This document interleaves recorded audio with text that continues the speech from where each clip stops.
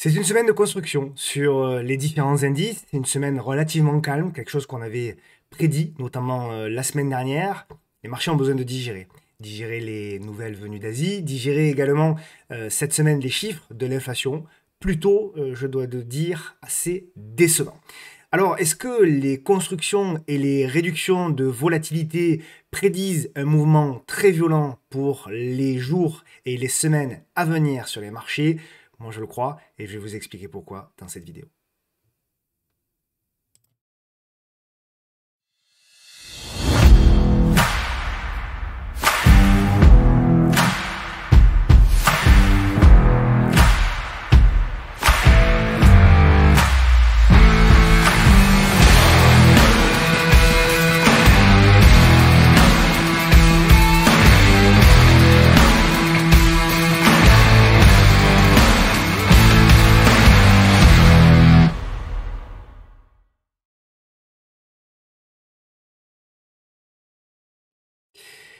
Bonjour à toutes et à tous et bienvenue sur votre nouvelle vidéo bourse, trading et investissement qui va s'intituler cette semaine Virage imminent. Comme d'habitude, le contenu de cette vidéo, vous le savez, est à unique but pédagogique et informatif. Il ne constitue en rien un conseil. Vous êtes seul responsable de vos investissements et donc de vos trades. Pour me suivre sur les différents réseaux sociaux, Tino-du-bas bourse, bien sûr pour Twitter, Instagram, Fred et également TikTok, puis le podcast de la bourse, où il y a le groupe notamment privé Facebook et bien sûr la chaîne YouTube sur laquelle vous êtes, où il faut activer la clochette afin de recevoir une notification dès lors que je publie une nouvelle vidéo. Je remercie chaleureusement mes différents partenaires, bien sûr, Trade République, avec qui vous pouvez ouvrir un compte et bénéficier d'un cadeau de bienvenue avec le code qui s'affiche sur votre écran. L'expertise fondamentale avec Ibou, et bien sûr, Urutia Gestion Privée, j'y reviens. Sans oublier le logiciel que j'utilise, qui est 100% gratuit, qui est le logiciel Pro Real Time. Petit zoom donc sur mes amis de Urutia Gestion Privée avec qui nous avons réalisé des webinaires. Je vous en mets un notamment qui a rencontré vif succès, qui est notamment très utile dans une année comme ça où il y a beaucoup de zigzags notamment sur le CAC qui vous permet donc de bénéficier de rendements avec bien sûr des capitaux, des pourcentages de capital garantis très intéressants. Je vous invite vivement à aller voir cette vidéo. On attaque avec le programme de cette semaine, hein, virage imminent. On aura bien entendu l'analyse des indices, du moins du CAC et du CAC Small. On ira voir Stellantis, Edenred, SMCP, Ubisoft, Worldline, Soitec, Accor, Vallourec, Rémi Cointreau, Pernod Ricard, XFAB, Elior, Solution 30, Pierre Vacances, Véridien, qui est l'ancien CGG, Dassault Systèmes, Morel Promont fait le suivi, Alten qui commence à revenir d'ailleurs sur des zones assez intéressantes, Téléperformance, ceux qui vraiment est en train de jouer avec le feu, Seabox qui a plutôt bien poursuivi son ascension, Hoffman, Aramis, Genfit également qui a une belle config, et puis on partira aux États-Unis avec Digital Turbine qui est en train de construire, Google, donc Alphabet, Peloton, Tesla, Nvidia, on fera le suivi depuis la semaine dernière, et également une action que mon ami Laurent m'a proposé, qui est Veralto, qui a une super belle config d'ailleurs. Avant de terminer, comme d'habitude, avec le titre à suivre, même si c'est vrai que depuis quelques semaines, c'est pas si évident que ça, mais c'est peut-être quelque chose que vous connaissez, qui vous plaira. Comme d'habitude, merci 1000 fois pour vos nombreux messages. Incroyable la force que vous me donnez toutes les semaines pour être présent. Donc vraiment, merci du fond du cœur pour vos nombreux commentaires. À chaque fois, je vois qu'il y a certaines personnes parmi vous qui, tous les week-ends, laissent un petit message de remerciement ou de complément, peu importe. En tout cas, ça donne vraiment de la force et ça encourage vraiment à continuer de construire tous ces contenus et tous ces contenus vidéo tous les vendredis. Allez, on attaque avec le vif du sujet, le résumé de la semaine. Je vais en profiter, tac, pour activer ma webcam. Donc le résumé de la semaine. Et ensuite, on enchaînera d'ailleurs sur la question de la semaine qui va vous plaire, puisque c'est la question des gaps qui a été maintes fois demandée. Donc, j'ai voulu faire un petit zoom sur cette question de gap. Mais avant ça, le résumé de la semaine. Donc, on a une semaine, effectivement, de construction Et on le verra techniquement, c'est très intéressant, car on a la majorité des indices, et notamment le CAC, surtout le CAC d'ailleurs, qui sont voilà, dans des constructions, dans des réductions de volatilité, et qui laissent effectivement présager, je le pense, un mouvement extrêmement, du moins, un peu plus volatile, extrêmement violent certainement, mais du moins, c'est sûr, un peu plus volatile, je pense même dès la semaine prochaine, on verra. Tout ça sur fond, bien sûr, il y a beaucoup de sujets hein, actuellement, beaucoup de... C'est pas des petits sujets, j'allais dire des petits sujets, mais non, c'est pas des petits sujets. Il y a bien sûr, bien entendu, l'élection américaine avec Donald Trump qui repasse devant. Alors je me fie toujours un petit peu quand même hein, de ces sondages de Polymarket parce qu'il y a tellement de volatilité sur ces sondages qu'on se demande quand même quel est quelle est la véracité hein, finalement et quelle est la légitimité de ces sondages. En tout cas, voilà, il redonne Donald Trump quand même en avant, boosté par Elon Musk, par les interventions différentes de Elon Musk qui est bien sûr favorable à l'élection de Donald Trump.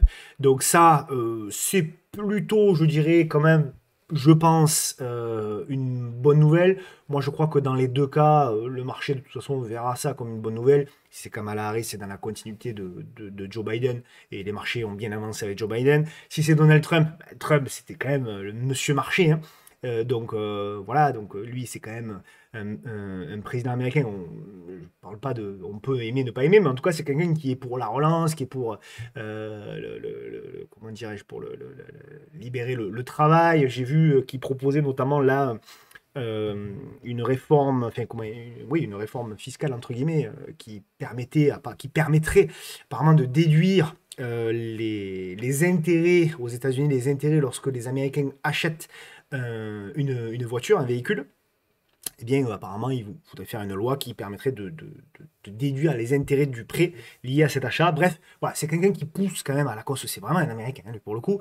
C'est un vrai Américain, avec ses qualités, ses défauts, mais en tout cas, c'est un vrai Américain. C'est quelqu'un qui pousse beaucoup à la consommation.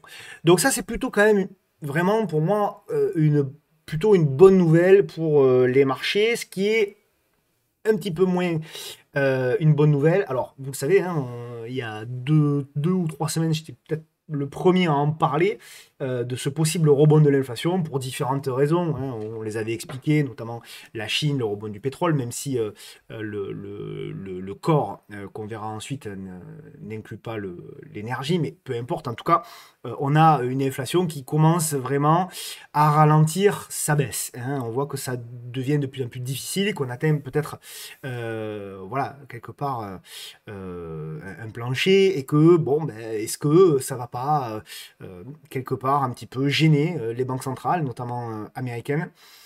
La Chine, hein, pour le moment, la relance de la Chine, elle n'est pas activée, mais quand ça va l'être, est-ce que ça va pas poser problème?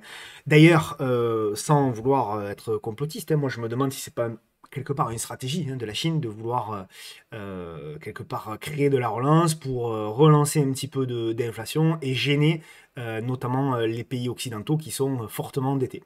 Et pourquoi pas donc faire mal aux monnaies. C'est peut-être pour ça d'ailleurs que les Chinois ont accumulé énormément d'or ces dernières années. Peut-être que derrière, bon, c'est une idée comme ça, hein, mais peut-être que derrière, il y a véritablement une stratégie de destruction des pays occidentaux à la longue, hein, parce que la Chine a une vision très très long terme.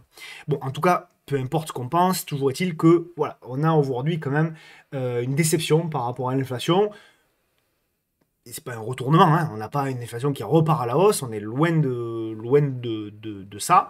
Mais voilà, ça se surveille et on voit voilà, quand même un petit rebond là voilà, l'inflation. Et donc, voilà, ça se surveille, il faut quand même surveiller ça parce que effectivement, on pourrait avoir une déception et on pourrait avoir effectivement le président de la Banque centrale américaine, eh bien, Monsieur Powell, qui pourrait peut-être mettre en pause finalement, ou en tout cas ralentir les baisses de taux à venir. Et donc ça peut gêner le marché.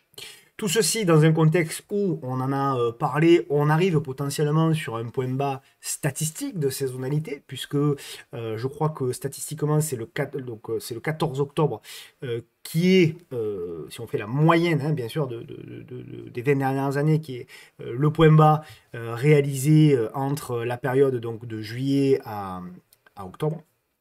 Donc, il est vrai que statistiquement, ce ne sont que des statistiques, mais statistiquement, nous arrivons sur un moment qui devrait être plus favorable au marché. Mais vous me direz, notamment sur les marchés américains, sur le marché européen, c'est un peu moins vrai, et sur le marché français, c'est encore moins vrai, mais quand même, sur le marché américain, on n'a pas senti quand même de grosses baisses. On a senti bon, voilà, des indices américains qui piétinaient sur leur plus haut, c'est vrai, ces dernières semaines, mais pas de signal de faiblesse, hein, à ce stade en tout cas. Voilà, on a donc le VIX, il y a deux graphiques hein, sur le VIX, celui qu'on avait montré donc déjà la semaine dernière, hein, vous le savez, donc on sait que voilà, à partir de début octobre jusqu'à grosso modo début novembre, nous avons, et jusqu'aux élections, nous avons effectivement de la volatilité. C'est pour ça que là aussi, je pense qu'on va avoir une accélération de la volatilité, certainement à partir de la semaine prochaine pour je pense, 3-4 semaines minimum. On a également donc le VIX hein, qui a énormément ralenti d'ailleurs en étant en rouge ici et qui devrait, je pense, réaccélérer parce que je pense que par rapport à la saison, on est trop en dessous, largement en dessous de ce qui se fait à la normale. Alors il y aura certainement un événement déclencheur, hein, c'est toujours la même chose. Il y a toujours voilà, un chiffre, un événement, une info, une actualité qui fait que tout à coup on dit ah ben voilà, les marchés prennent en compte cette actualité-là. C'est pour ça qu'on a de la volatilité, mais souvent c'est une excuse qui apparaît. Et je pense que c'est ce qu'on va avoir très certainement dans les prochains jours. Voilà, donc pour un petit peu l'actualité, rien de nouveau sous le soleil, si ce n'est l'inflation qui a été décevante. On passe donc à la question de la semaine, une question hyper intéressante, hyper intéressante, qui est posée, alors ça fait plusieurs questions, mais là c'était une question qui revenait cette semaine sur les gaps. Donc on avait effectivement des questionnements, puisque ce qu'on disait, on ne trace pas un gap entre deux mèches. Ça veut dire que je trace mes gaps n'importe comment. Alors, j'ai appris la thé avec les émissions de BNP produits de bourse sur YouTube. J'ai toujours cru que eh bien, ça traçait la mèche ou j'ai raté quelque chose. Du coup, je voudrais savoir pourquoi des fois oui et pourquoi des fois non. J'en profite d'ailleurs pour saluer notamment Laurent Albi, hein, qui s'occupe de l'émission de BNP Bourse, qui est quelqu'un de très talentueux, très pointu d'ailleurs, très pointilleux sur l'analyse technique. Donc je pense qu'en l'occurrence, ce que je vais expliquer, évidemment, il le connaît par cœur. Alors est-ce que ça a été mal interprété ses propos ou est-ce que c'était autre chose? Qu'importe. Mais en tout cas, je vous invite vivement à aller voir la chaîne YouTube de BNP Bourse, qui est une chaîne, voilà, moi j'ai plus trop le temps de voir ce qu'il faut, mais en tout cas, je connais Laurent Albi un petit peu, du moins le professionnel, et je sais que c'est quelqu'un de grande qualité. Alors, on va, comme d'habitude, hein, la meilleure manière, c'est d'abord d'expliquer la théorie, c'est-à-dire qu'est-ce qu'un gap, hein, ça c'est la première chose, et ensuite d'essayer de faire une démonstration sur des graphiques. Toujours ça, c'est bien la théorie, mais c'est encore mieux la pratique. Et je pense que c'est toujours beaucoup plus parlant de démontrer la théorie sur des graphiques. Bon, un gap, qu'est-ce que c'est? Ça, c'est déjà un sujet, parce qu'il y a des définitions différentes. Un gap, c'est assez simple. Un gap, ça se traduit déjà de l'anglais par écart ou intervalle. Bah, ça, c'est la traduction, c'est la définition.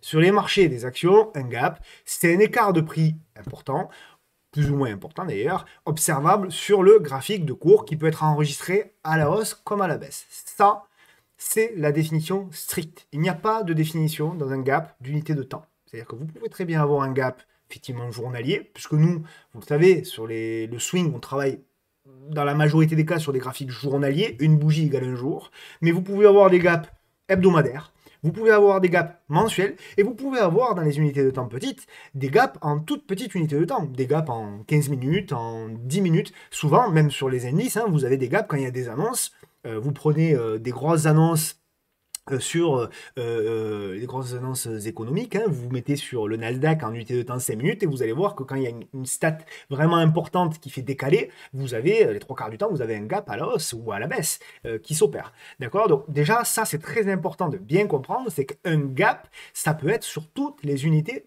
de temps, d'accord?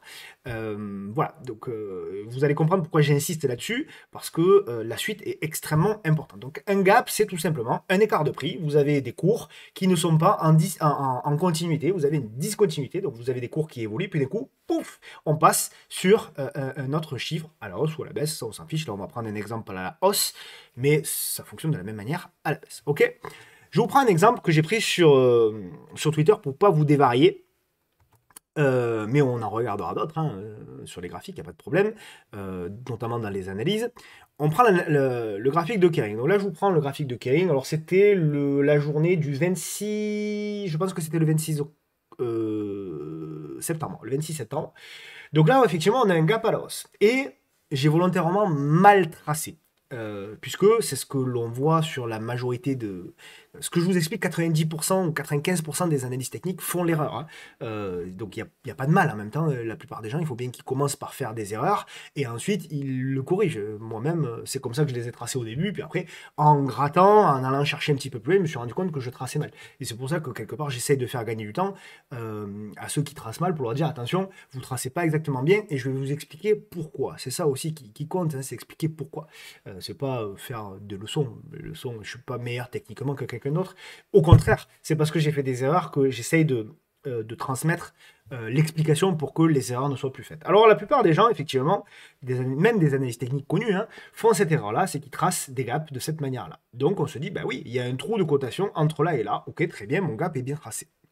Et donc, effectivement, ce qu'on va faire pour vérifier si on a bien tracé, comme je vous l'ai dit, on va rentrer dans les unités de temps plus petites. Donc, je vais juste zoomer dans l'ellipse rouge et je vais me mettre en unité de temps 1 heure. D'accord? 1 heure. Donc, je zoome. Effectivement, je crois que c'est en 1 heure hein, que je zoome. Oui, c'est bien ça, en 1 heure. Et donc, quand je zoome en 1 heure, je m'aperçois de quoi? Je m'aperçois tout simplement que, effectivement, mon gap, il est là. Mais que, regardez, j'ai oublié, finalement, toute cette partie-là. Et toute cette partie-là, c'est bel et bien un gap. C'est bel et bien un gap, puisqu'on avait effectivement des cours qui la veille avaient clôturé là. Ils ont ouvert ici. Ils ont baissé en séance avant de repartir à la hausse, etc. etc. D'accord? Mais tout ce qu'il y a là, dans l'intervalle en noir, c'est un gap. On le voit bien. Il n'y a pas de bougie à l'intérieur. Donc ça prouve bel et bien que l'on a oublié une partie de ce gap-là. Ça prouve malheureusement qu'on a mal tracé effectivement le gap. Et donc, qu'est-ce qu'il faut faire pour tracer correctement le gap?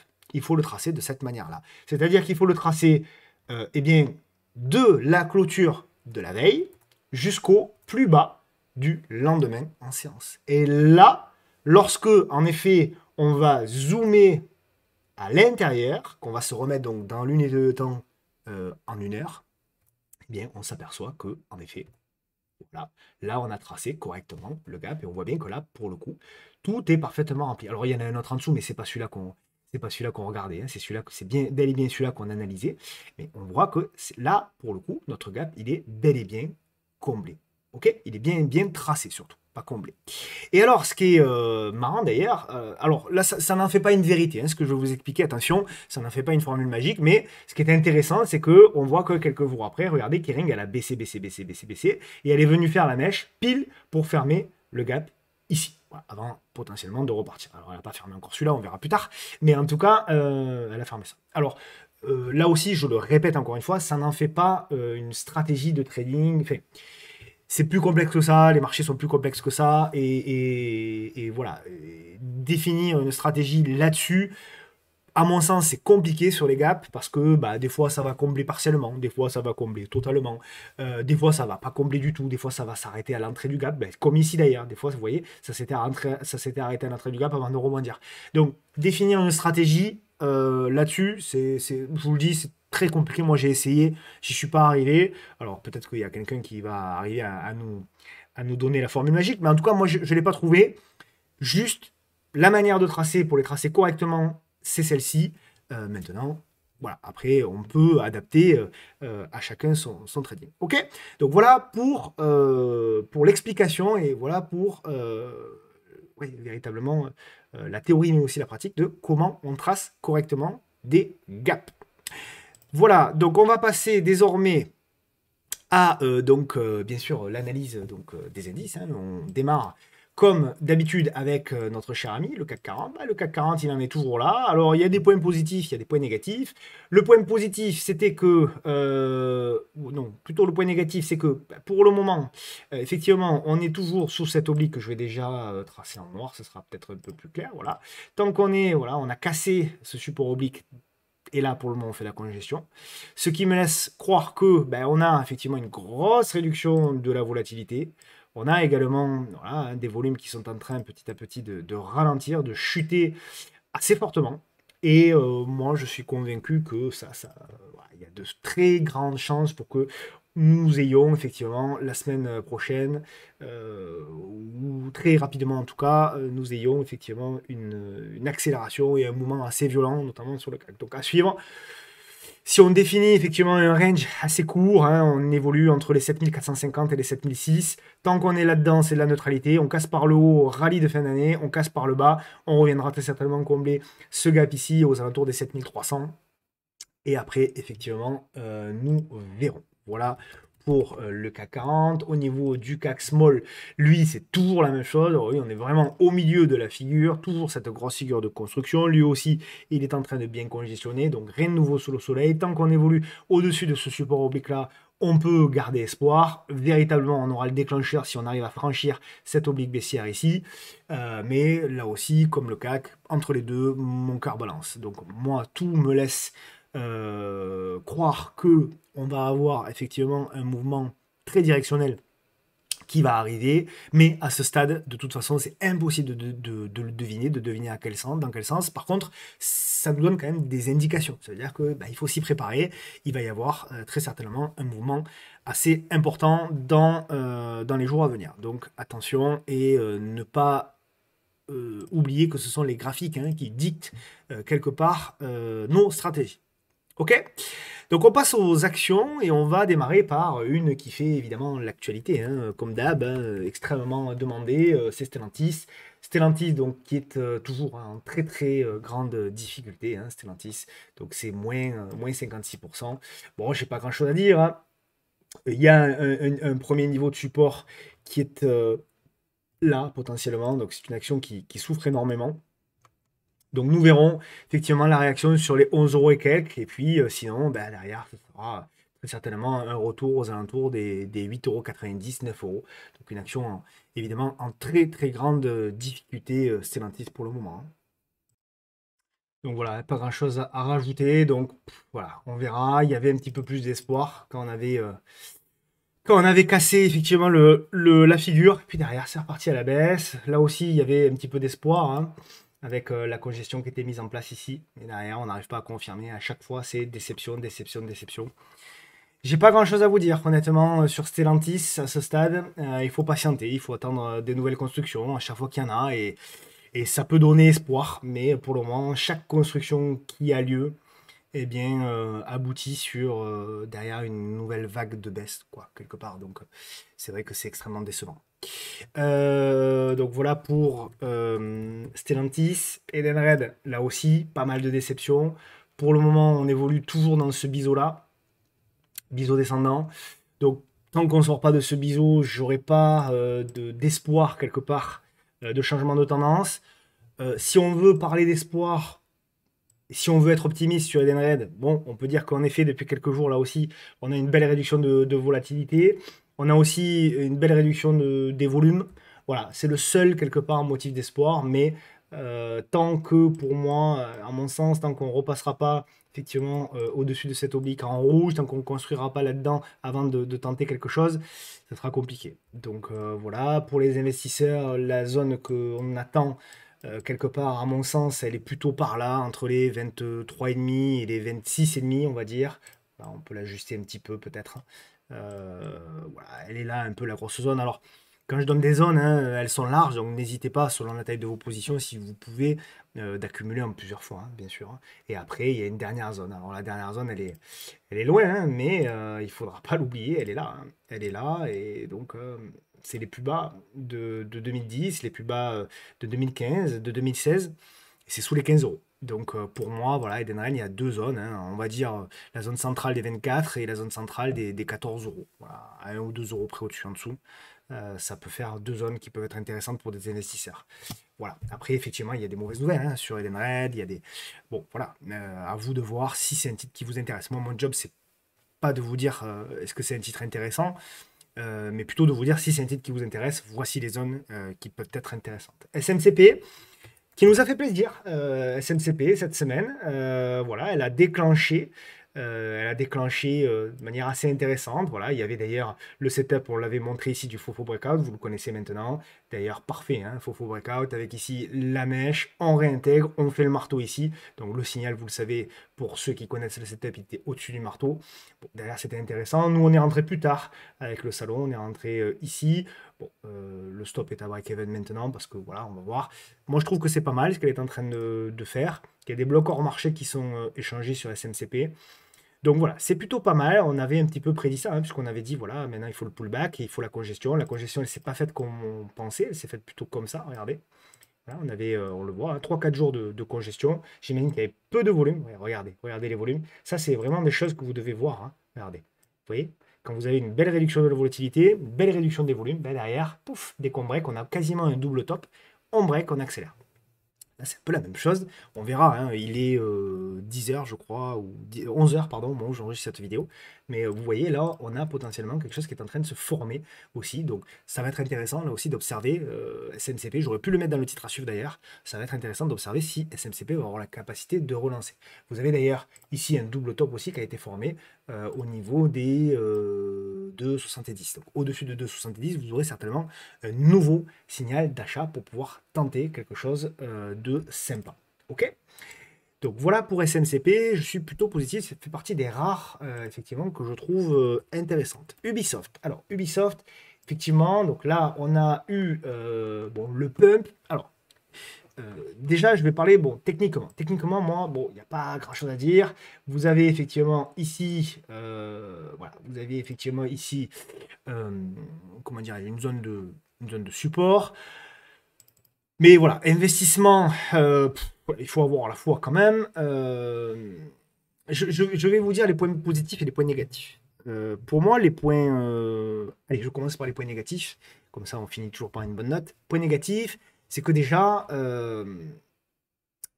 ça en parle beaucoup sur les réseaux. Et moi, dès que ça en parle beaucoup sur les réseaux, par expérience, souvent, ça a tendance à m'inquiéter. Bon, ça, c'est la première chose.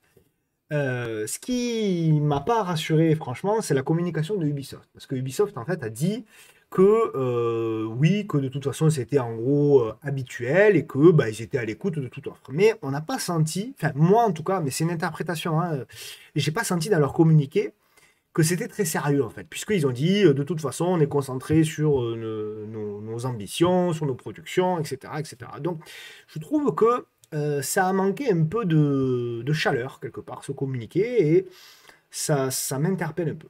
Voilà, ça, c'est plutôt sur le côté négatif. Maintenant, sur le côté positif, c'est que on est dans la construction, et d'ailleurs, on le voit, hein, si on regarde un petit peu, hein, c'est ce que je disais sur Twitter cette semaine, tant qu'on tient les 12,80 €, 13 €, ok, ça va. Je considère qu'effectivement, on a la mise en place d'une congestion et que ben, on a un marché qui est attentiste. Mais il ne va pas falloir que ça dure trop longtemps. Parce que si cette congestion, force d'attendre, casse par le bas, là, je pense que ça peut faire paniquer parce qu'il y a beaucoup, beaucoup d'investisseurs qui sont rentrés ici, voire lundi matin en mode FOMO là. J'en veux pour preuve les volumes. Et comme je vous dis souvent, contrairement là aussi à ce que vous disent la plupart des influenceurs bourse sur Twitter, c'est quand il y a des volumes qu'il faut y aller. On le voit bien, quand vous avez des pics de volume, généralement, c'est là où il vaut mieux éviter. D'accord? Moi, ce qui m'intéresse, c'est plutôt justement quand il y a des réductions de volume. Et là, c'est presque un niveau où ça pourrait commencer à m'intéresser, notamment si on arrive à rebreaker au-dessus des 13,50 €. La problématique, c'est que, on le sait, ce sera sur annonce. Et il est peu probable que ce se fasse en séance. Hein. Donc bon, voilà, et qu'on ait le temps de rentrer si on a la news. Certainement que ce sera suspendu très très vite. Donc voilà, c'est là où est toute la difficulté, si vous voulez, parce que ça ressemble plus quelque part à un pari, qui peut s'avérer gagnant, mais ça reste un pari. Et donc, ça me gêne. Ce qui me gêne donc également, c'est que, voilà, comme je vous disais, ceux qui sont rentrés là ou là, ils sont déjà en perte de 10, 12, 15%. Et donc, si derrière Ubisoft commence à repasser sous les 12,50 €, ces gens-là vont paniquer, puisqu'ils vont passer de moins 10, moins 12 à peut-être moins 20, et là, ils vont dire, oula, ça pue, je sors. Et là, ça risque d'entraîner une panique baissière. Et s'il y a panique baissière, par contre, ce sera peut-être intéressant de mettre un petit filet pour aller chercher ici ce niveau-là, notamment le niveau des 10,70 €. Voilà. Donc en gros, sur panique baissière, peut-être que ce niveau-là peut être une opportunité avec une taille de position modérée.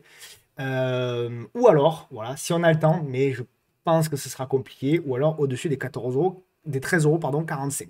Voilà, en gros, les deux possibilités, les deux stratégies qu'on peut éventuellement mettre en place. Maintenant, encore une fois, ça reste un pari spéculatif. Il y a quand même beaucoup de fonds qui sont short, donc il faut faire attention.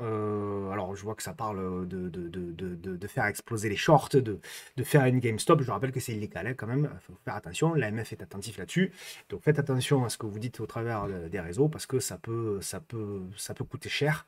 On n'a pas le droit hein, de se réunir comme ça. Aux États-Unis, ça a été condamné hein, d'ailleurs, aux États-Unis. Mais alors en France, je peux vous dire que l'AMF ne rigole pas avec ça. Donc faites attention là aussi. Mais voilà, effectivement, c'est sûr que s'il y a tout à coup un afflux massif qui s'opère, eh bien effectivement, et notamment au-dessus des 13,45 €, vous pouvez avoir un déboucage de ces positions vendeuses. Mais c'est pas gagné quand même, hein. Et en général, les positions vendeuses gagnent les combats. Donc faites attention quand même à ça. Ok. Voilà donc pour Ubisoft. On passe à Worldline. Donc Worldline qui va mieux. Qui va un peu mieux. C'est pas la folie, mais qui va un peu mieux. Et qui, voilà. Donc on avait effectivement ici, nous avions dessiné, clac, l'oblique en rouge. On a fait le premier push. On a fait la descente. On a fait la réduction de volatilité. La réduction de la volatilité accompagnée, là aussi, regardez, de la réduction des volumes. Et derrière, ben, ma foi, on tente un petit, voilà, un petit push. Alors, attention, hein, moi je trade beaucoup Worldline, quasiment tous les jours, parce que c'est une action qui est volatile. Mais je ne garde pas le soir, hein, ou très peu. Ou alors, voilà, il faut avoir de l'avance. Mais en tout cas, c'est intéressant et on va voir si Worldline a la capacité. Il y a des news hein, qui sont là. J'ai l'impression que ça va mieux. Voilà, j'ai l'impression que ça va mieux. Alors, on verra si le marché se tient bien. Mais vraiment, si on tient les 6 euros, moi, je considère que, et qu'on construit là-dessus, je pense qu'il y aura peut-être des choses à jouer. Et là aussi, on a des gaps qui peuvent être, voilà, potentiellement intéressants. Et voilà, pourquoi pas aller chercher notamment ce gap-là. On verra. En tout cas, ça peut être effectivement quelque chose d'assez intéressant. Ok. Soitec en difficulté. Soitec est en difficulté, toujours. Ouais, je vais tout effacer. On va prendre du recul. Je vais retracer correctement pour les investisseurs. Allez, on va se mettre en mensuel, en graphique mensuel. Voilà. Alors, en graphique mensuel, on est effectivement sur une zone quand même intéressante. Hein. Pour une première zone intéressante, c'est une action qu'on a analysée notamment avec Iboul en live. Moi, je trouve que c'est un niveau quand même intéressant. Vous voyez, c'est un niveau qui a été travaillé. Alors, elle n'est pas super propre, hein, Soitec. Pas super propre, mais c'est un niveau, vous voyez, qui a été travaillé ici en 2021, en 2001, pardon, en 2003, en 2008, ici, support en 2010, résistance en 2018, support en 2020. Et là, effectivement, nous y arrivons. Donc quelqu'un qui ne veut pas faire d'analyse technique, qui ne veut pas se prendre la tête, qui veut juste investir petit à petit, voilà. Peut-être qu'effectivement, cette première zone-là, elle peut être intéressante. Il y en a d'autres, hein, effectivement, avec notamment cette zone-là, plutôt aux alentours des 30, et enfin, il y a le plus bas historique. Voilà, donc à voir. Ça, c'est pour les investisseurs. Pour les traders, pour le moment, j'ai pas grand-chose. On a cassé le bas, donc on risque d'avoir à un moment donné un petit retournement. On a quand même une petite réduction de volatilité. On a des constructions de figures là qui s'opèrent. Mais nous verrons, un petit peu à l'image de Edenred, c'est des biseaux descendants, certes, qui sont en train de réduire leur volatilité. Mais à ce stade, j'ai pas, à mon sens, encore véritablement de signaux assez clairs là-dessus. Donc, plutôt de la patience, notamment sur Soitec à ce stade. Ok, donc on continue avec désormais, j'essaie de ne pas en oublier, en général j'en oublie toujours une, vous m'excuserez. Accor. Bon, belle action, hein, Accor, hein, voilà, belle action. Alors je vais vous la mettre plutôt en hebdo, ouais, en hebdo ou même en mensuel. Hein. Même en mensuel, voilà. En mensuel est peut-être un petit peu plus propre. Bon, on évolue pour moi dans un canal haussier. Donc voilà, opportunité forte. Donc on avait proposé effectivement ce support-là, des 35 euros, qui avait même été enfoncé avant de repartir. Est-ce que pour un investisseur, on est sur une opportunité forte? Je ne crois pas. Et pour un trader, voilà, pour un trader non plus. Donc, opportunité potentiellement si on revient sur cette zone-là, ou plutôt si on revient sur le bas de canal. Voilà pour accord. Trader, c'est un peu mou, donc je ne suis pas forcément intéressé. Beaucoup plus intéressé en revanche pour VK, pour Valorec. Toujours la même figure, hein, Valorec. Je vais vous la mettre en hebdo d'abord. Voilà, en hebdo, c'est plutôt pas mal, puisqu'on est toujours sur ce support-là. Voilà, toujours sur ce support ici, là. Donc plutôt pas mal. Dans la construction, réduction de vol également. On voit que la moyenne mobile ici à 200 semaines est en train de s'aplatir, voire même potentiellement se redresser. Je vous la zoome en journalier. Je crois qu'on l'avait analysé déjà la semaine dernière. On est toujours là. Donc on est toujours dans cette figure-là.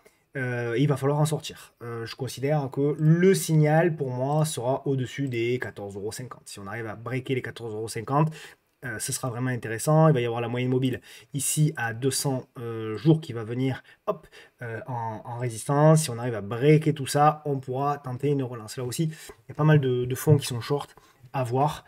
Il y a également, on l'espère, un potentiel rachat de ArcelorMittal, qui a des parts d'un Valorec. Donc on verra, ils ont dit pas tout de suite, mais moi je pense que ça viendra.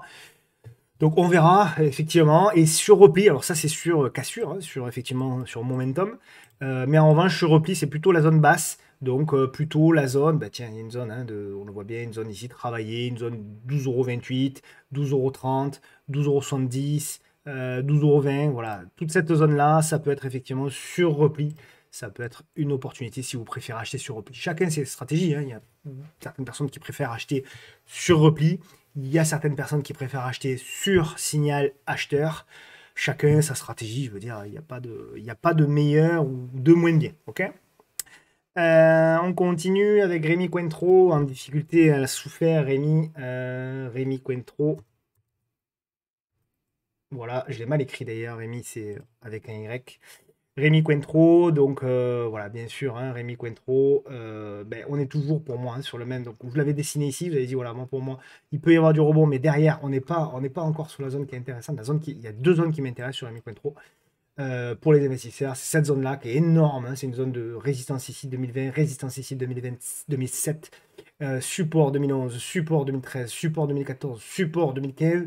Donc potentiellement à quelques euros près, la zone des 51, ce sera facile à retenir. La zone des 51, si vous êtes du sud de la France notamment, comme moi, la zone des 51. Et après, si effectivement on a tout qui part en cacahuète, la zone des 15 € peut être vraiment une zone. Donc pour moi, hein, deux possibilités, elles sont grosso modo là et là pour les investisseurs. Ok, trader, bon, il y a une congestion qui est en train de se mettre en place. Pourquoi pas tenter quelque chose au-dessus des 62-60 pour aller chercher notamment le collement de ce gap. Mais c'est un peu mou, Rémi Cointreau, pas forcément une action qui se trade, qui a beaucoup de volatilité, beaucoup d'amplitude. Donc voilà, je ne suis pas forcément hyper fan pour du trading. Ok. Donc voilà un petit peu pour Rémi Cointreau. Je corrige tout de suite. Hop. Pernod Ricard, pareil, donc elle continue sa chute, hein, à ce stade. Pernod Ricard, ça n'est pas moins une très très belle valeur. Moi j'ai toujours la zone que j'attendais, vous en avez parlé. Vous avez dit voilà, même si on a fait du rebond, moi la zone que j'attends n'a toujours pas été touchée. Je vais vous la mettre en hebdo, c'est pas mal. Donc pour moi ça ressemble plus à du pullback là sur l'ancien support oblique cassé, pullback. Donc la zone, première zone, elle est ici pour moi aux alentours des 113. Et enfin, si ça part en cacahuète, la zone des 81. Voilà, quelques euros près à vous après d'accumuler au fur et à mesure, hein. Ce sont des zones, hein. Le but, quand on trace des zones investisseurs, c'est pas d'avoir le point bas, hein. Ça s'appelle du trading, essayer d'avoir le point bas. Ok. On continue avec XFAB. Alors XFAB qui, bon là aussi, hein, est en difficulté, mais je trouve que voilà, donc on a cassé le bas, toujours ce que je vous dis souvent, hein, en hebdo. Toujours très intéressant, souvent on vous dit mettez les stops sur les derniers plus bas, etc. Bah, on le voit, hein. Là ici on avait un plus bas, dès qu'on l'a cassé, derrière on a pris 37%. Ici on avait un plus bas, dès qu'on l'a cassé, ici derrière on a pris 126%. Et ici on avait un plus bas, voilà, on avait un plus bas, et derrière on a déjà repris 21%. Ok. Donc bon, ça c'est globalement intéressant. Maintenant, bon, investisseur, effectivement, Je pense qu'on est sur une première zone intéressante. Trader. Ouais, la construction est pas mal, hein. Il y a une belle construction. Bon, réduction de volatilité, réduction un petit peu des volumes. Il y aura peut-être quelque chose à tenter si on arrive à breaker. Il y a un double top au-dessus des 5,41 €. L'invalidation se met à peu près, hein, sous les 4,90. Pour aller chercher quoi comme objectif, bah écoutez, on visera peut-être la moyenne mobile ici, la moyenne mobile ou du retracement en premier objectif, hein. Premier objectif, on peut viser ouais, la zone ici, je dirais la zone des 6,20 €. Ce sera déjà pas mal. Et après, on verra un petit peu plus haut. Voilà. Ne pas oublier que c'est du trading, ne pas oublier que c'est une tendance baissière. Donc les signaux techniques haussiers sont potentiellement moins qualitatifs. Pour autant, effectivement, c'est pas si mal que ça. Et je trouve que voilà, tant qu'on a breaké l'oblique, on est en train de congestionner, on est en train de fabriquer potentiellement la petite figure, bah, on peut, hop, euh, voilà, on peut imaginer une espèce de biseau descendant comme ça, pourquoi pas. Chacun tracera comme il l'entend. Ok? Donc ça se surveille quand même, XFAB. Moi je trouve que la config elle est pas totalement inintéressante. Ça va se regarder, ça va s'observer. Elior, toujours très en forme, hein, Elior, qui est résiliente encore. Donc nous en avions parlé, alors souvenez-vous, hein, c'était la config hebdo qui était vraiment très, qui est toujours d'ailleurs très intéressante. Donc on en avait parlé ici au mois de juillet. Donc l'objectif c'était de rejoindre la M200 hebdo, on y est hein, quasiment. Donc là ce qui est intéressant c'est que vous voyez on est à proximité donc, de la résistance et on le voit, les bougies elles sont les unes sur les autres. Donc on a la démonstration quelque part technique que nous sommes bel et bien dans une construction, dans une réduction de volatilité et là aussi un petit peu potentiellement une réduction de volume. Non, pas tant que ça. Pas tant que ça, si on est totalement honnête. Un petit peu ces derniers jours, mais là, hier, il y avait quand même des beaux volumes. Bref, en tout cas, voilà, depuis le signal d'achat ici, bah, c'est ce que je vous disais, essayer de rentrer le plus tôt possible pour avoir de l'avance et jouer le graphique long terme. Ça fait quand même 20% d'avance, quand même intéressant.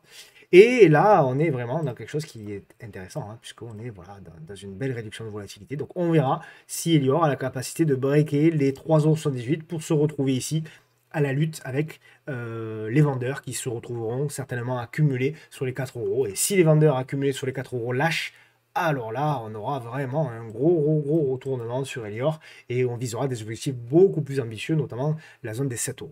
Ok? Donc là aussi, hein, je ne vous l'ai pas dit tout au long de cette vidéo, mais on va arriver sur une période, effectivement, c'est pour ça aussi qu'il y a marqué virage imminent hein, dans le titre de cette vidéo, c'est qu'on va arriver aussi dans la période des publications. À partir de la semaine prochaine, ça va commencer. Pour les 3 prochaines semaines, vous aurez LVMH, vous aurez tout ça qui vont publier notamment les chiffres d'affaires. Ça va engendrer de la volatilité. Ok?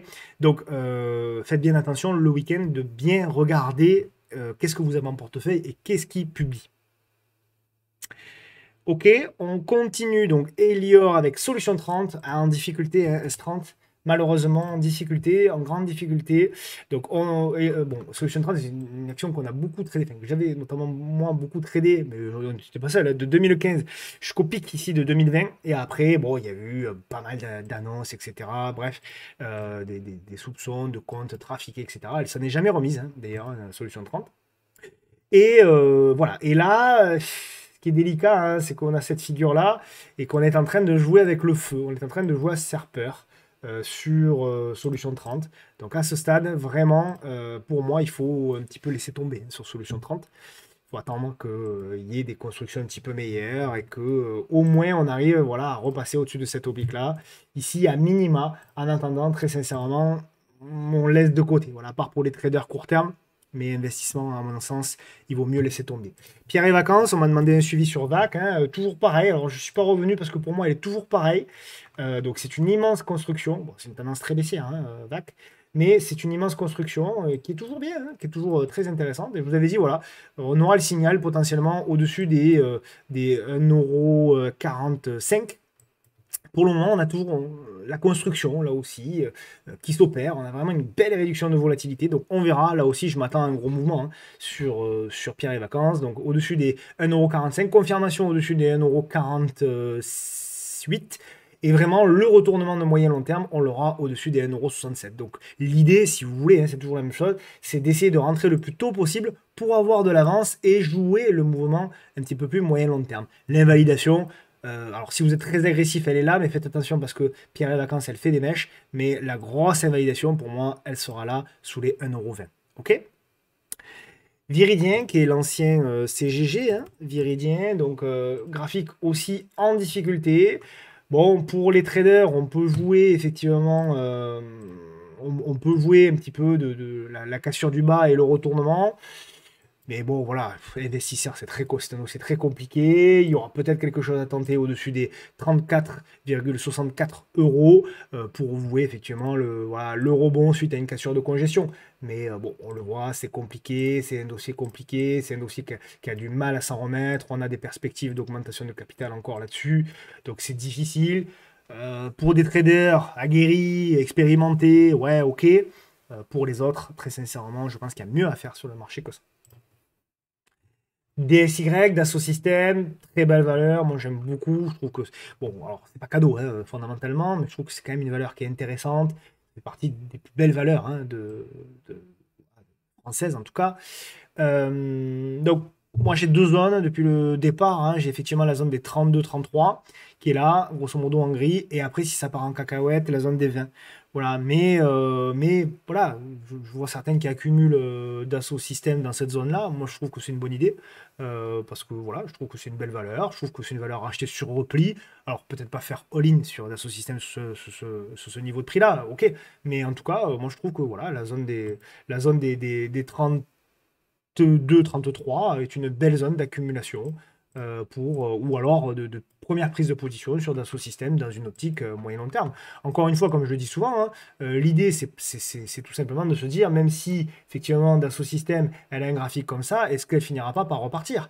Et si vous avez investi un petit peu à 30, un petit peu à 20, vous avez un plus aux alentours des 27, bah, si un jour elle revient à 45, voire qu'elle fait des nouveaux plus hauts, même si c'est dans 5 ans, ah ben vous serez très content, d'accord?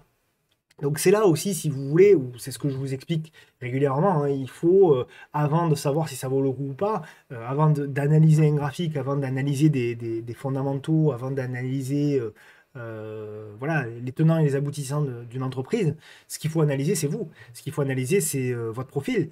Est-ce que vous avez un profil moyen-long terme? Est-ce que vous êtes prêt à attendre 3 ans, 4 ans? Est-ce que vous avez potentiellement des renforts sur certaines valeurs? Est-ce que vous êtes prêt à subir des moins-values latentes de 10, 20, 30, 50% parfois? Euh, c'est ça qu'il faut préparer et ça, c'est quelque chose qu'il faut, à mon sens, pas prendre à la légère et qui est souvent pris à la légère d'ailleurs par la majorité des investisseurs. Alors quand ça monte, tout va bien. La taille de position, elle est disproportionnée, mais on s'en fout parce que de toute façon, on est en plus-value. Mais c'est plus lorsque ça baisse que ça pose problème. Et souvent, effectivement, on a des tailles de position trop élevées. Et eh bien, lorsqu'on est à -5, ça va, on tient encore, mais lorsqu'on est à -15, -20, -30, c'est là où on panique, c'est là où on sort, on prend ses pertes, des pertes importantes, et c'est là souvent que c'est le point bas. Donc pensez toujours à ça, toujours penser au pire. Voilà. Si tout à coup Dassault Systèmes se met à partir en cacahuète, à casser le support oblique, etc., qu'est-ce que je fais? Est-ce que je coupe de suite? Ou est-ce que non, mais voilà, ça fait partie de mon plan et j'ai un renfort supplémentaire ici pour pouvoir accumuler tranquillement. Voilà. Ça, c'est vraiment très très important. Ok? Donc ça, c'est pour les investisseurs. Pour les traders, j'ai rien.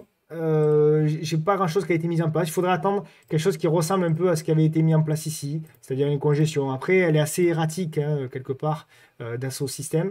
Mais effectivement, si on a voilà, une congestion qui se met en place là, une réduction de volatilité, un petit signal, on pourra tenter quelque chose. Ok? Je continue avec Morel. Alors Morel, on en a pas mal parlé donc pour les investisseurs. Donc les investisseurs normalement sont investis. Effectivement, voilà, on avait parlé du bas de canal, ça faisait longtemps hein, qu'on attendait ce bas de canal. Donc là, les investisseurs, voilà, dans la zone des 4,80 €, 4,60 €, ils ont investi, même si on a fait le plus bas que à 4,70 €. Les traders est en train de se mettre en place ce qu'on avait effectivement espéré, c'est-à-dire qu'on avait le biseau descendant, on a la cassure, on a le push, et derrière on a la construction, la réduction de volatilité. Donc voilà, hyper intéressant. Donc effectivement, moi ce genre de consolidation, avec regardez la chute excessive des volumes, c'est clairement quelque chose qui m'intéresse. Ça ne veut pas dire que ça va marcher, mais ça veut dire que ça nous intéresse.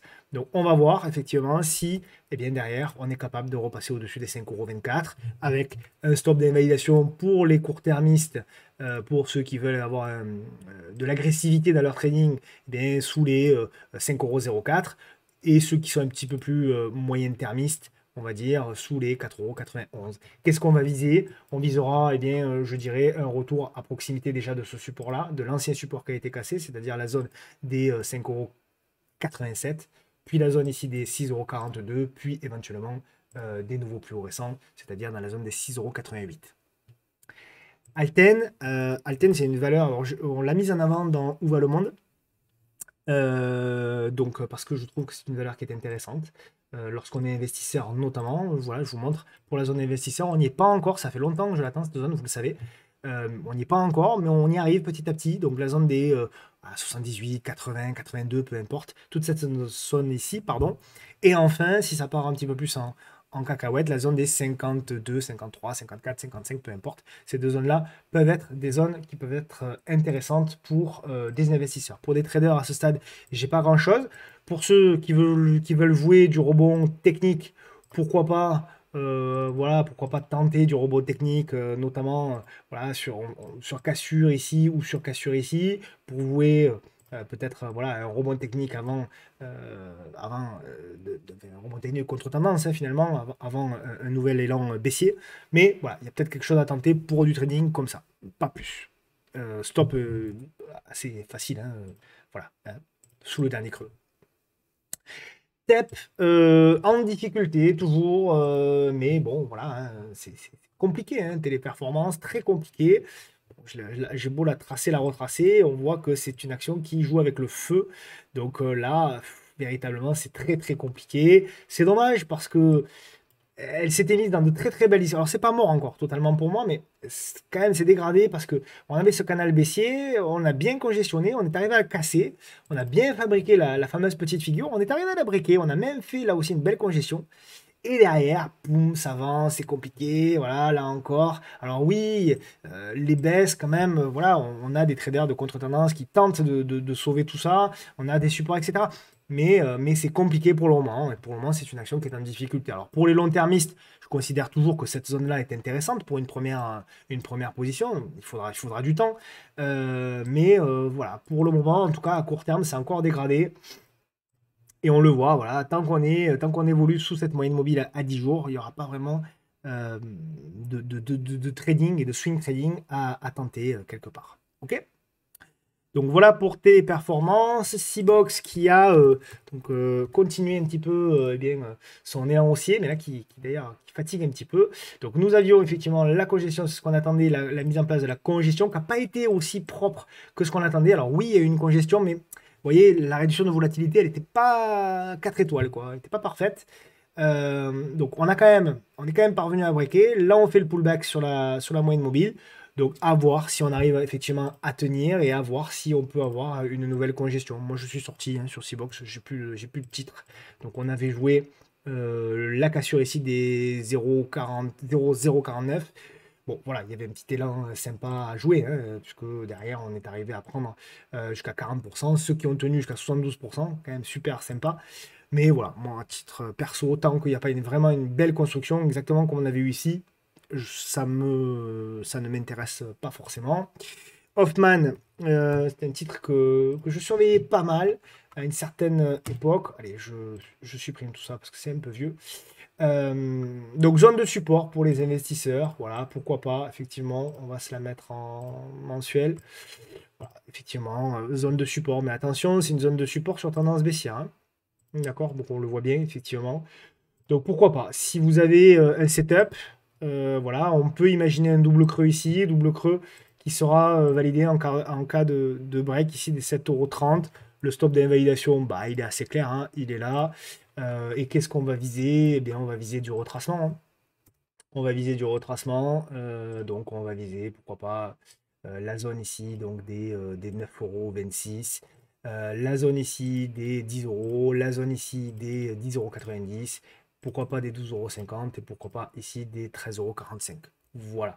Mais en revanche, faites attention, hein, si on recommence à passer sous les 6,40 €, etc., faites attention de ne pas vous faire embarquer. Aramis, c'était un des titres à suivre il y a de ça plusieurs mois. Elle a bien poursuivi. Et malheureusement, je ne l'ai pas trop suivi. Souvenez-vous, on en avait parlé dans le biseau descendant. Là aussi, hein, regardez la réduction de volatilité. Souvenez-vous, ce setup-là, c'était un quadruple ou un quintuple top. Regardez un petit peu derrière ça.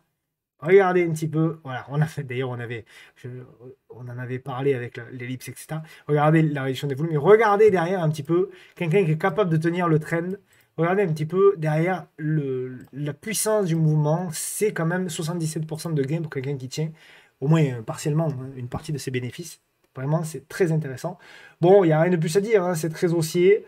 Voilà, moi je considère que tant qu'on tient effectivement la moyenne mobile, c'est plutôt positif. Vous pouvez là aussi tracer. Je vais nettoyer un peu tout ça. Hop, pour que ce soit un petit peu plus clair, hein, quand même. Voilà, vous pouvez tracer un petit canal peut-être.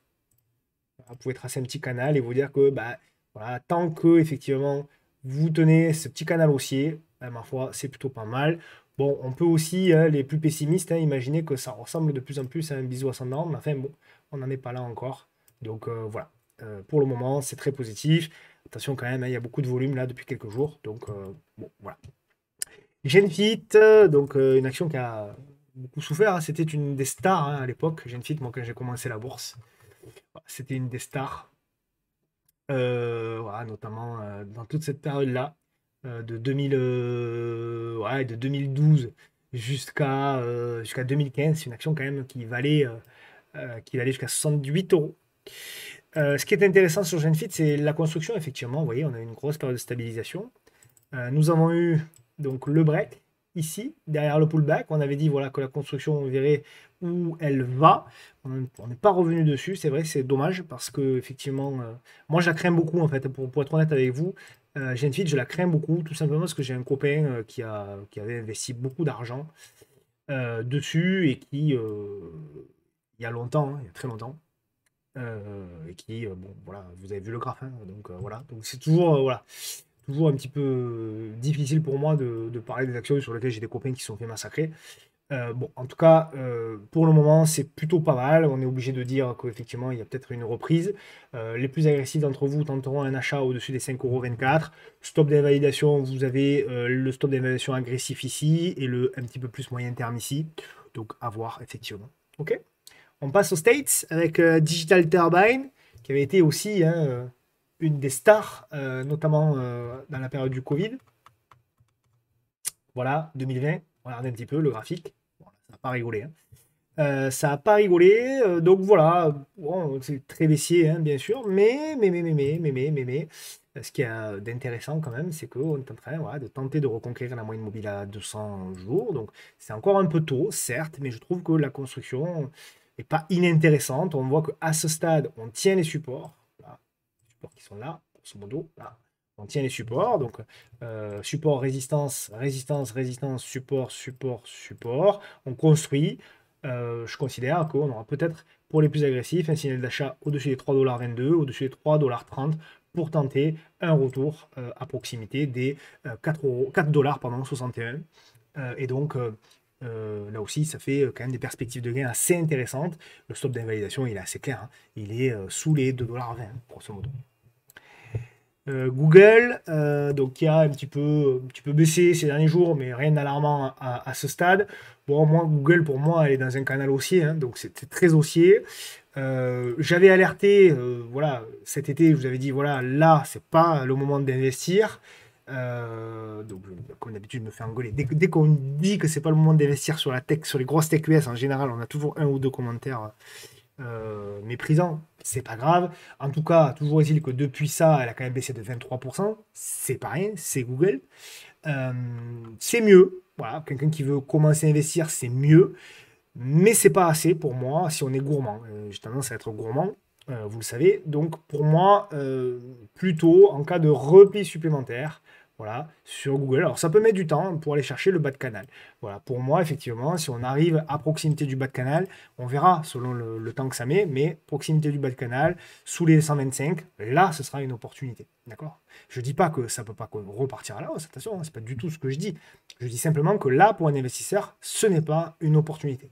Un trader, bon, un trader, par contre, lui, effectivement, il peut avoir un petit peu plus d'ambition, et puis il peut être surtout beaucoup plus agressif, et il peut se dire, bon, ben moi, je vais attendre une construction, et si j'ai une construction de Google, je vais tenter, effectivement, un petit trend de quelques jours, quelques semaines. Et c'est différent, là aussi, c'est question de profil. Peloton, pareil, c'était une star, hein, elle aussi. Peloton Interactive, une des stars de 2020. Voilà, regardez un petit peu, hein, c'est une action qui quand même valait, valait quand même jusqu'à 171 $ et qui a baissé, rendez-vous compte, de 97%, presque 98%. C'est un massacre. C'est là aussi où l'analyse technique, vous voyez, a de l'importance. C'est que voilà, quand on a un signal de vente, il faut le prendre en considération. Alors, ce qui est très intéressant sur Peloton, c'est que c'est toujours une action dégradée, bien sûr. Mais ce qui est intéressant, c'est qu'on est en train de reconquérir la M200 et qu'on est en train de construire au-dessus de la M200. Donc ça, c'est vrai que merci à la personne, parce que moi, c'est une action que je suivais beaucoup en 2020. Merci à celui ou celle, je ne me souviens plus, qui l'a proposé. C'est vrai que je suis d'accord, la construction actuelle n'est pas inintéressante. Donc nous verrons si on a la capacité, voilà, de repasser au-dessus des 5,27 $. L'invalidation est assez simple, elle est là. Si on arrive effectivement à rebreaker les 5,27 $, on s'ouvrira très certainement, je dirais, la porte ici en objectif des 7,11 $. Et ensuite, on verra pour poursuivre jusqu'au 9,52 $. Et pourquoi pas entamer eh bien, une nouvelle tendance haussière. Nous continuons avec notre ami Elon Musk, avec Tesla, bien entendu. Donc Tesla, on est toujours dans cette figure-là, souvenez-vous. Donc on avait dit que, on en avait parlé, souvenez-vous, c'était ici. Hein, là c'est pareil, on s'était fait engueuler lorsqu'on disait que c'était de l'achat sur les 139 $. Derrière, on est arrivé effectivement à faire le rebond. On a eu la construction, on s'en souvient. Et derrière, on a breaké, on a fait le pullback. Hop, je nettoie un peu tout ce que j'avais fait précédemment. Donc, on avait imaginé la figure. Finalement, elle était légèrement décalée ici. Bon, qu'importe. En tout cas, voilà, on a eu une belle congestion ici. Alors, ce qui est assez intéressant, c'est presque une zone, hein, de surveillance, hein, sur Tesla, puisqu'on a fait le pullback. Regardez, c'est une zone. Elle réagit très très bien, hein, Tesla, l'analyse technique. Pas le cas de toutes les actions, mais Tesla, c'est le cas. Et donc, effectivement, voilà, pourquoi pas. Et on a là aussi la mise en place d'une congestion sur Tesla pour jouer une nouvelle tendance haussière. Il y a pour moi un gros potentiel, hein. Je pense que ça se surveille de près, Tesla. Je pense que ça se surveille de près. Et si Donald Trump est élu, je pense que ça peut aider Tesla aussi. N'oubliez pas ça, hein. Nvidia, donc on fait le suivi. La semaine dernière, je vous avais dit que la construction était vraiment pas mal. Et ça s'est confirmé. Et ça s'est confirmé. Alors, ce qui ne s'est pas confirmé, par contre, et c'est dommage, c'est la réduction de volatilité. Tout de suite, elle a pété. Donc, bon, ça, c'est un petit peu dommage. Donc, d'où la prise de position un petit peu difficile. Maintenant, on verra si potentiellement, elle arrive à construire là-dedans. Mais on est proche, hein, des records. Je pense que Nvidia va se faire plaisir et qu'on va aller péter de nouveaux records sur Nvidia. Donc, nous verrons. Je trouve que c'est dommage. Du moins, quand il n'y a pas de construction, je pense que le potentiel sera moins élevé que s'il y avait eu vraiment une congestion. Alors, je sais que quand on est investisseur, on est pressé et qu'on se dit, ouais, ça monte, ça monte, ça monte, donc c'est bien. Mais pas toujours. Sachez que quand on a vraiment des constructions qui sont plus longs, on a des potentiels haussiers beaucoup plus importants. A contrario, quand on a des constructions faibles, en général, on a des potentiels haussiers, en général, des potentiels haussiers qui sont moins forts. D'accord? C'est pour ça que là aussi, la construction est importante. Investisseur, je n'investis pas sur Nvidia, sur ce niveau de prix-là. Je vous la laisse plutôt sur repli, sur le bas de figure, comme vous le savez. C'est là aussi où on fait toujours le distinguo entre investisseur et trader. Veralto, proposé donc par mon ami Lorenz, donc très beau graphe, hein. Alors c'est une action qui a été introduite visiblement assez récemment. 2023, c'est une très très belle tendance haussière, hein, là aussi. Donc voilà, on est dans un canal haussier. Donc là, effectivement, on le voit bien, hein, le marché prend le haut de canal pour de la vente, pour des prises de bénéfices, et le bas de canal plutôt pour des achats. Donc là, c'est un petit peu la même chose. Tout repli sur le bas de canal peut être, pour les plus agressifs, quelque chose d'intéressant pour de l'achat. Et vraiment pour les investisseurs, eh bien, il y aura peut-être, je dis bien peut-être, si le canal baisse, il y aura peut-être dans le gap ici, il y aura peut-être des acheteurs pour aller chercher une position un petit peu plus moyen-long terme, plutôt côté investisseur. Hein. Et puis je termine avec le titre à suivre. C'est Voltalia, le titre à suivre. Donc voilà, difficile de trouver comment dirais-je, des configurations intéressantes, mais Voltalia, ma foi, n'est pas inintéressante. Je vais vous la mettre. Ouais. Je vais vous la mettre en. J'efface tout. Allez, hop, pour que ce soit plus clair pour vous. Voilà. Ce qui est intéressant, c'est ça pour moi sur Voltalia, c'est l'oblique ici. On va se la mettre en rouge. Ok. Donc pas mal. Voilà, donc, à suivre dans la congestion. S'il y a potentiellement dans les prochains jours, c'est en hebdo, hein, une petite congestion pour casser et reprendre un trend haussier. Ok, je vais regarder en daily. Ouais, là on est parti pour combler le gap. Donc là aussi, voilà, on verra si on a une potentielle figure. Alors, ou là, effectivement, ou un petit peu plus haut. Ou alors on va avoir la capacité de tout de suite casser et après de construire une figure. Donc voilà, si on a ce genre de setup là, effectivement, il y aura peut-être une prise de position à faire sur le titre Voltalia. Voilà, qu'est-ce que je voulais vous dire que les projets avancent de mon côté. Dans 3 semaines, vous aurez un beau projet qui va sortir, qui va vous plaire. Et puis, il y en a un autre qui arrivera quelques semaines après. Donc voilà, je travaille beaucoup. C'est pour ça que j'ai l'air peut-être un peu fatigué, certains m'ont dit. Merci de le relever, mais en tout cas, c'est pour la bonne cause. Et c'est pour de la création de contenu qui arrivera pour vous et qui sera, je vous l'annonce d'ores et déjà, qui sera bien sûr 100% gratuit. Voilà, donc j'espère que ça vous fera plaisir et ce sera très certainement très qualitatif. Voilà, je vous embrasse bien fort. Merci pour vos soutiens, merci pour vos commentaires, merci pour le relais que vous faites au travers des différents réseaux de ces vidéos-là, parce que ça me donne beaucoup de force et ça motive évidemment à continuer. Je vous embrasse bien fort, je vous souhaite de passer un très agréable week-end et on se retrouve bien sûr la semaine prochaine. Ciao, ciao, bon week-end.